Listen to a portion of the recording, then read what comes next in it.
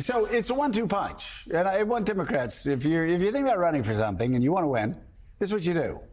You diffuse the issues, right? So they talk about the southern border.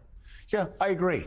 Too many people came in illegally. Totally agree. That's why we lost all the counties along the southern border. That's why they all shifted and went from blue to red. We totally get that. And yeah, it's good. The southern border is patrol.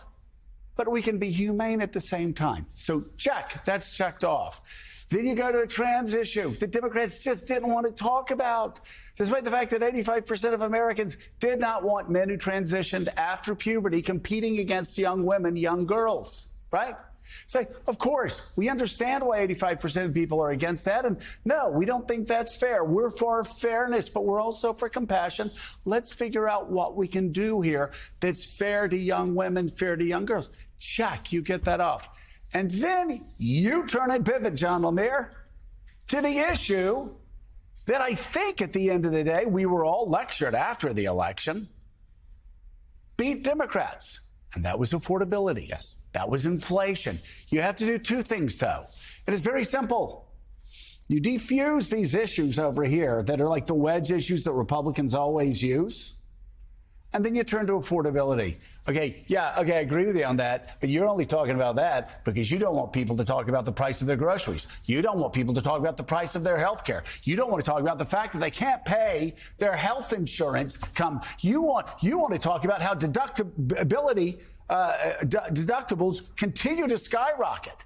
And people can't afford to take care of their children. People can't afford to pay their rent. There are people in their 30s and their 40s that can't afford to buy their first home. Of course, you want to talk about issues over here. You would much rather talk about the southern border than what's happening in your neighborhoods, in your district. I'm with you on the southern border. Now let's talk about your neighborhoods and why people in their 30s and their 40s are struggling to make ends meet. What have Republicans done? You're sending guys around in trench coats in New York City in the middle of summer. You're attacking the NIH. You're attacking vaccines that President Trump actually was a champion of. Like, you're trying to do everything to distract the American people from the fact that you're screwing up on job one. And job one is helping working Americans and helping the middle class afford their lives and build a life where their children are going to live better than them. That's the American dream. And you have done nothing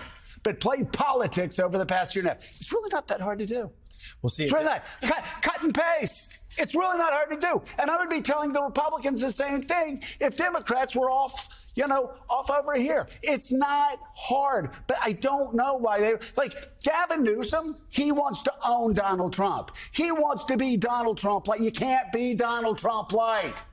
Hey, Gavin, talk into the camera and talk about making life more affordable, not only for people in California, but if you want to talk about people in New Hampshire, our people in Iowa, our people in South Carolina, they would like to know how their lives can be more affordable. Not how you can own Donald Trump. Donald Trump is not running again. These Democrats, who I have called Chuck Wepner instead of Muhammad Ali, Chuck Wepners, they're the ones that are running again. They're the ones that are in the boxing ring with Democrats, not Donald Trump. It does seem, and we'll see if Democrats are taking notes there, it does seem Democrats are starting to zero in on the affordability issue. Even, we've talked about Zohran Mamdani here in New York. There are things about his campaign that other Dems are queasy about, but they applaud his focus on the affordability. They have not come up with an answer with some of the social issues you just mentioned. Yeah, but you know what? Why won't they talk about tax cuts for billionaires? Why won't they talk about tax cuts for monopolists? Why won't they talk about tax cuts for multinational corporations? Because a lot of them are funded by them. And a lot of them are afraid to stand up to the richest of the rich in America because they're funded. You are either... Let's quote Wall Street, baby. You're either on the inside or you're on the outside. Yep. And if they want to be on the inside with the billionaires, live there. Get your contributions from there. But there's a reason why Mamdani is winning. There's a reason why Bernie's doing what he's doing. There's a reason why AOC's doing what she's doing, because they're not afraid to call out the billionaires and the tax cuts for the multinational corporations. And they're not afraid to take on the monopolists in Silicon Valley. And to your mainstream Democrats are. Yeah, and to your point about the work that Democrats need to do, new reporting in the Times this morning, just broke a short time ago, of the 30 states that track voter registration, Democrats lost ground to Republicans in every single one. That's in the last amazing. 4 years. All 30 states between 2020 and 2014. That's a total of a swing of 4.5 million voters to Republicans. So it shows Democrats a lot of things to work on.